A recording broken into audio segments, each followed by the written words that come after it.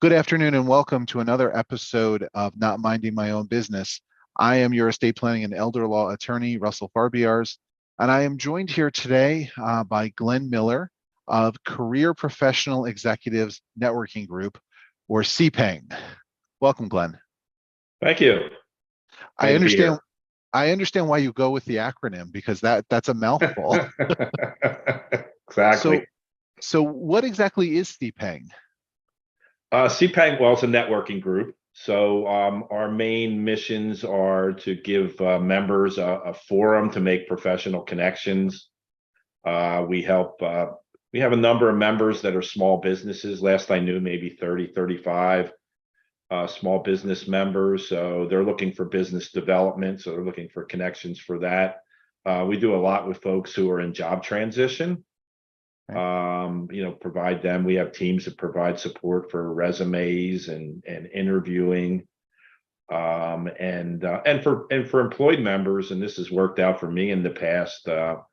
It's a place where there are good candidates for positions. If your company is looking for someone, we had a process improvement director position some years back, and I brought it into the networking group, and HR did their thing, and we went through a whole big process. And at the very end, the top three that were being considered were all from the networking group.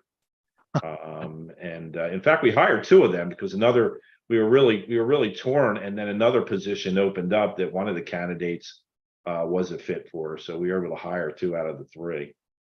Wow. So it also proves as a good sourcing grounds for you as for future employees. So when do you, I guess, why don't we break this down a little bit? Because it says in the title, it says career professional executive. So what is that exactly does that mean? Like what type of members are you looking for? It would be there's criteria to join the organization. So any C-level folks or directors would be in. But then for big corporations, we accept middle managers who have 5+ years of manager experience. It is a cross-functional group, which I find very, very useful also. When you say a cross-functional group, what do you mean? There are people from finance, IT, manufacturing, supply chain, HR. So all the functions are represented. Okay. Do you do any sort of educational training for members, or is it just straight networking? It's pretty much straight networking. We have meetings and socials, but it's 100% volunteer organization. So there are learning experiences through volunteering. We have a board of directors. I was on that board for 6 years until I reached my my term limit. We actually have term limits, unlike our federal government, but Knew that's where that was going. yeah, and we have 9 chapters, so we have chapter leaders for each of those chapters that lead those groups. I'm the Reading chapter leader. I've also in the past started up the Harrisburg chapter 5-6 years ago, and I've done some work for the Lancaster chapter. But for the last couple of years, I've been dedicated to the Reading chapter. So you said that there's 9 chapters. So where was the first chapter? Well, there were the original it came together in May of 2014. So Okay. the original chapters were York, Lancaster, Reading, Exton, and it was originally Bluebell, but now it's known as Plymouth Meeting. It's all the same area. Okay. And then subsequent to that time, we added Harrisburg, we added Lehigh Valley chapter, and then we went a little bit out of state. We have a Newark, Delaware chapter, and I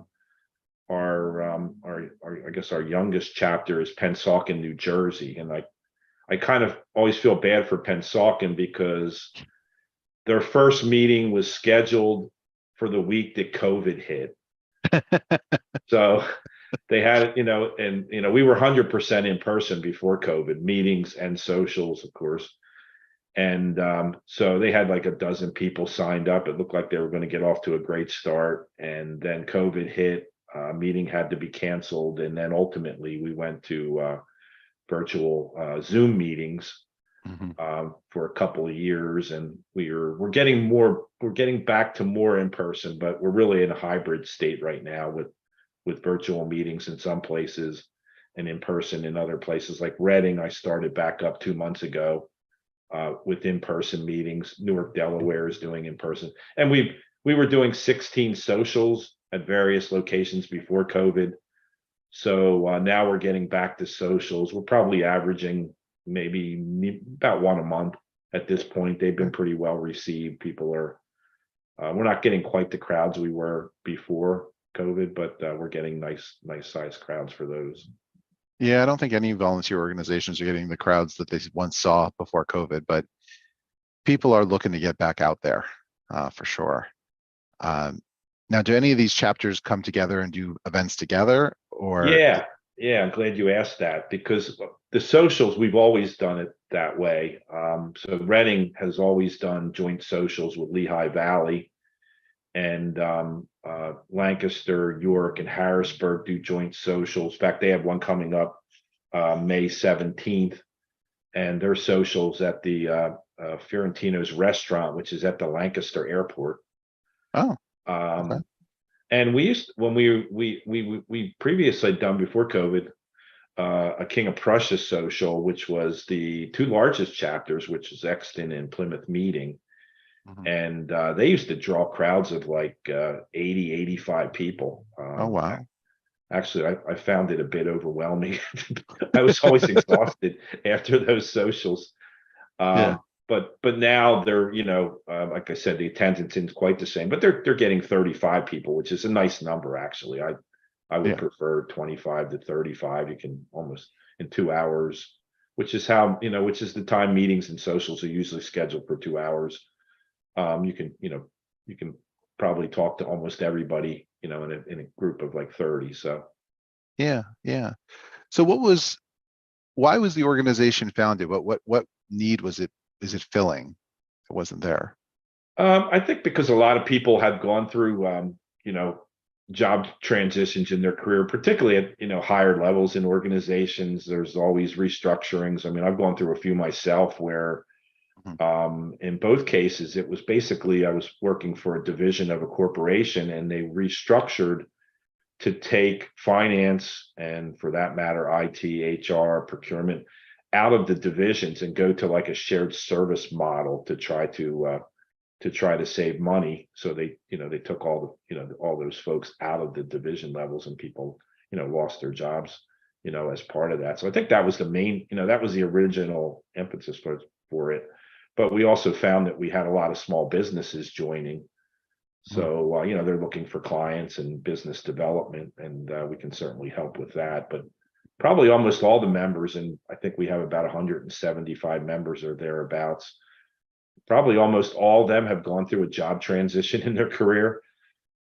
So they all have those experience. It's a members helping members mentality, pay it forward.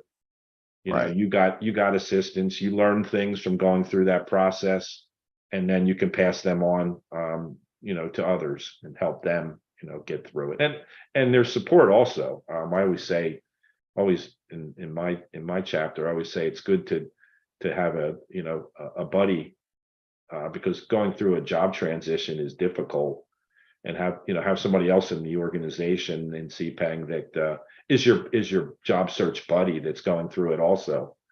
So you have somebody, when you had that interview and you thought it was a home run, and now it's 2 weeks later and you haven't heard anything back, and you've already followed up twice, so you don't feel like you can follow up again.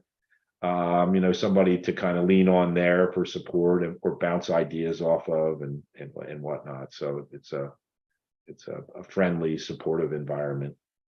Very nice. It sounds like the mentorship can be really helpful. I'm sure for a lot of people to be able to have someone to talk to about those sort of things. Um, I guess what is the criteria for someone to join the organization? I'll read you the official criteria here. Um, It is executive management experience. So I was mentioning C-level, vice president, directors, or 5+ years of middle management experience. 4-year degrees preferred, isn't really required. Mhm. And the annual dues are $52. I grew up in suburban Philly, so I like to say it's $1 a week, Yeah. although we don't have payment plans. Yeah, you do. It's $1 a week. I just said that, didn't I? So Yeah. somebody might take me up on that. But I think most folks find it's well worth that, small investment. And then, Of there's intrinsic value of helping people, course. that, is part of it also. And that's kind of that, pay it forward, members helping members mentality. So for small businesses, how do they generally qualify? Is it just by having management experience? Yeah, if you have a small business, you pretty much qualify because you're the president. Almost Right. always they're the president of that business. So yeah, that's kind of an automatic. Okay. And you said that you have what sort of industries are typically represented in a chapter? It's kind of like the cross-functional part of it. It's a variety of industries also, which is helpful because people, that say they're in transition, they might be, looking for something in pharmaceutical. We certainly have members who have been in the pharmaceutical industry. And the other thing about the chapters is, even though every member is associated with the chapter, members can attend meetings or socials at anywhere within Mhm. the CPENG calendar. We do have a website. We have a public website. In fact, the calendar is on the website because we do allow folks to check out CPENG before deciding if they want to join. They can attend 2 events. When I say events, we have meetings and socials. They could attend up to 2, and then at that point they have to decide. But they can kind of test drive it and see if it's a fit for them before making that $52 investment. Right. Uh, now the Reading chapter, how often do you meet? We meet monthly. And the Reading chapter, now that we're back in person, we're the first Thursday of each month. We meet at the Janssen Conference Center at Penn State Berks. Okay. Penn State is I'm a Penn Stater, and they've been very nice to us.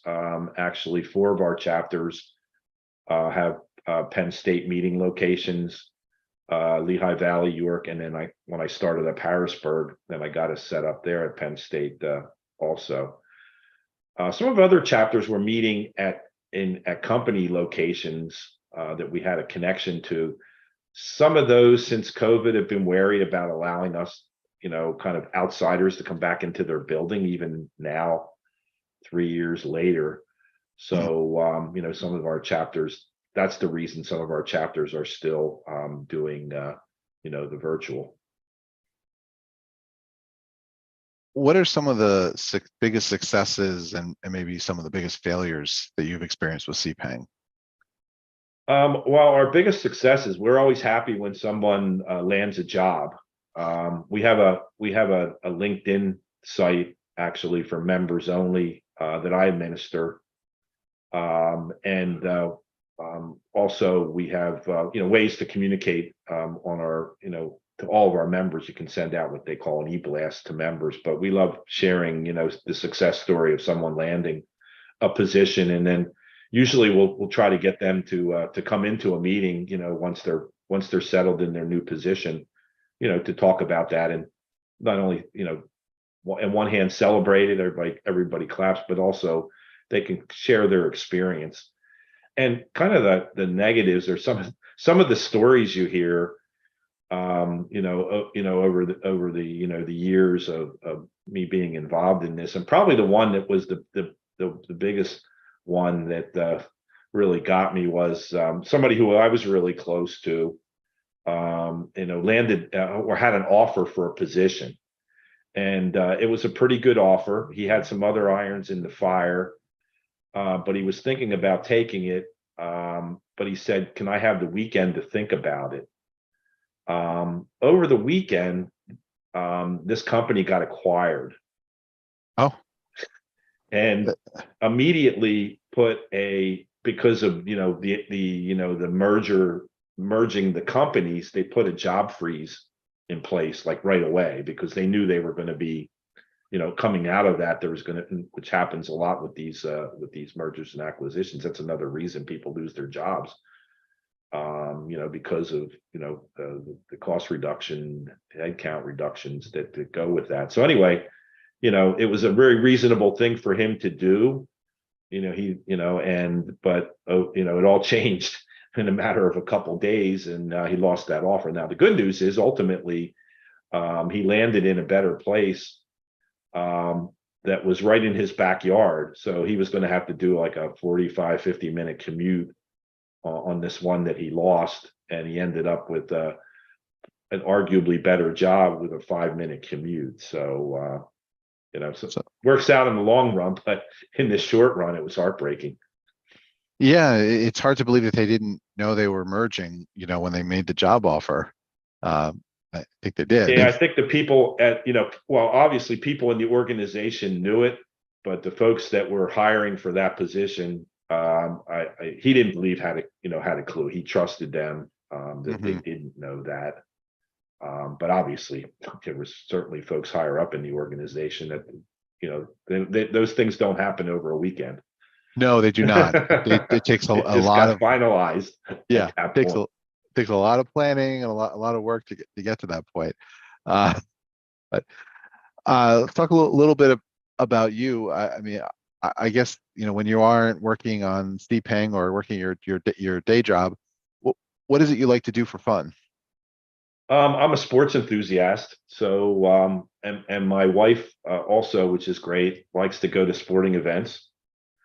So Penn State football is a big one for me.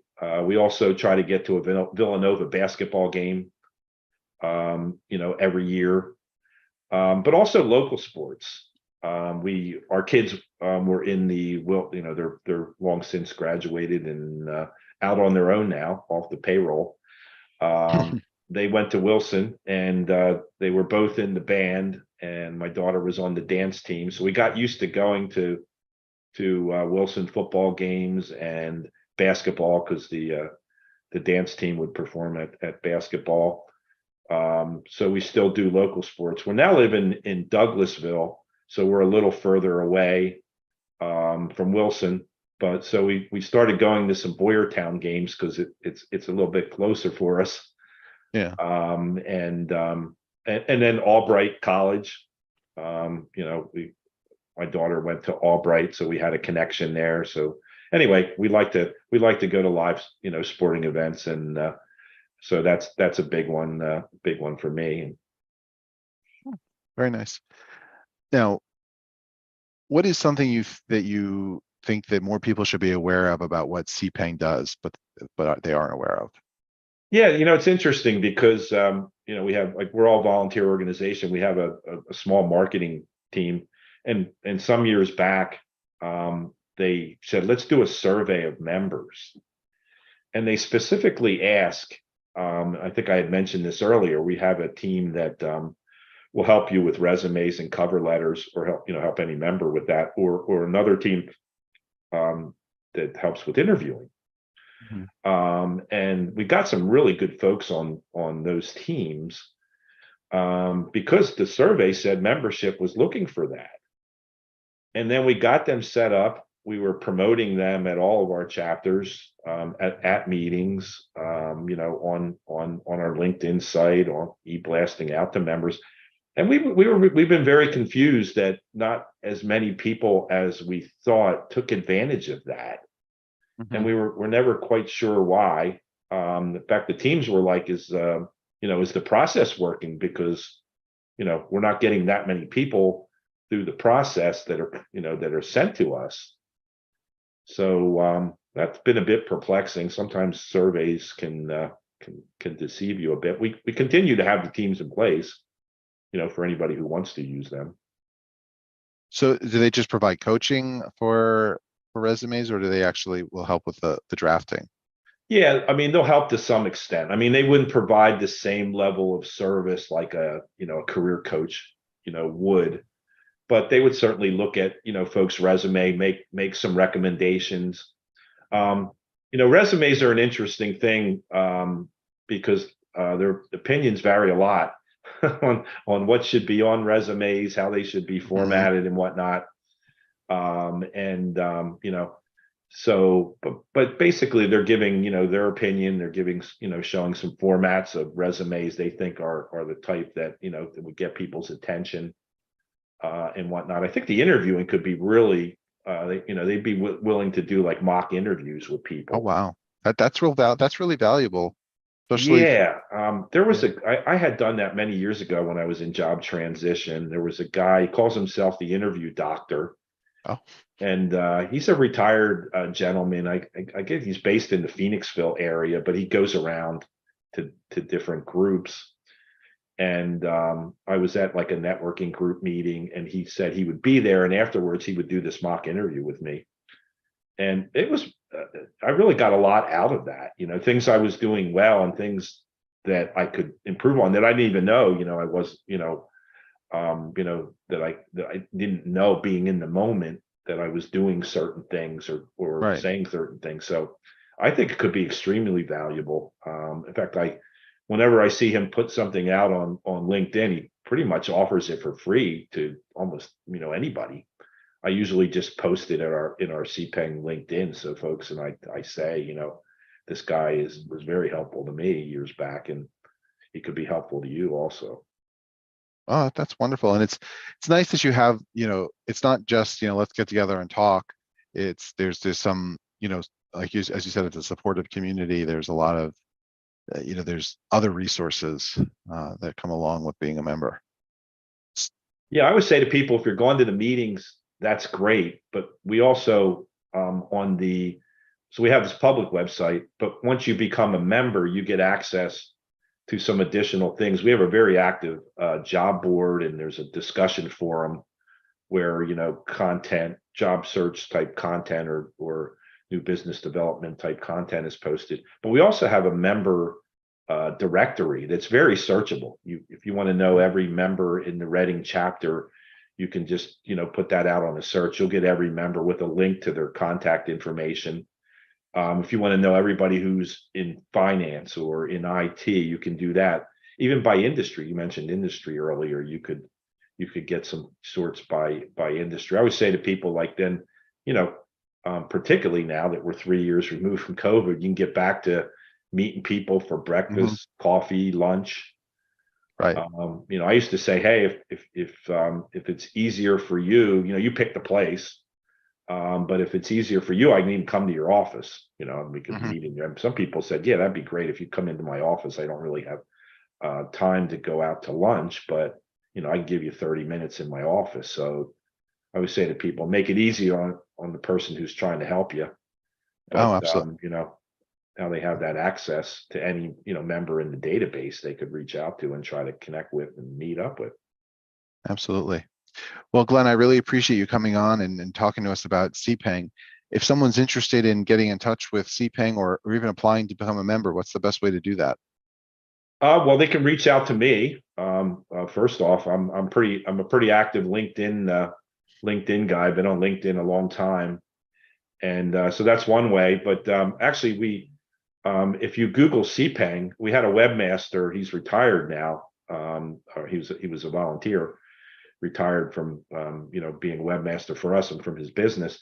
But his one of his claims to fame was he can get you to the top of Google, any organization to the top of Google. And he used to say, if you Google CPENG and we're not at the top, let me know because I get it back up there. But anyway, there's like I said, we have a public website. There's a join button as part of that where you can see the criteria I talked about earlier. It talks about what we do. It talks about the meetings. And there's the calendar. Like I said, the calendar is available because people can attend as without being a member, up to 2 events. So that's out there also. So they could use the join button, or they can sign up for a meeting and go to a meeting. And when I become aware of somebody who's interested, And it's not always people in my geography. Mhm. So, I mean, I've been with CPENG since the beginning, since 2014. So I know a large majority of the members, and I know, who the kind of the movers and the shakers are in every region that we're in. So I always say, hey, I'll introduce you to the chapter leader and maybe some of the key members in that chapter. So you're not coming into the meeting without, having any connection, with anyone. Well, that's great. Well, thank you again for being here, and who knows, maybe I'll see you at a CPENG meeting sometime. Sounds good. Yeah, You're not that far away. Penn State Berks. That's your backyard there. it is my backyard. Well, well, again, thank you for being on our show today. All right. Thank you, Russell.